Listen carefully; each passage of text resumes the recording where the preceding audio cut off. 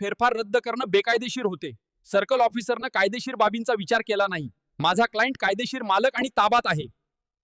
तर मित्रांनो, आपण एखादी प्रॉपर्टी जर खरेदी केली व ती प्रॉपर्टीचे खरेदी खताचा दस्त व आपली नोंद मंजूर होण्याचा किंवा त्या 7/12च्या उतारावर नाव लावण्याचा अर्ज आपण माननीय महसूल अधिकारी यांच्याकडे जर अर्ज दाखल केला व आपण परगावी राहत असेल आणि काही वर्षांनी आपल्याला असं समजलं की आपली नोंद ही नामंजूर झालेली आहे, तर अशा वेळी काय करावे? तर नमस्कार मित्रांनो, मी आपला वकील मित्र ॲडव्होकेट आकाश कापुरे.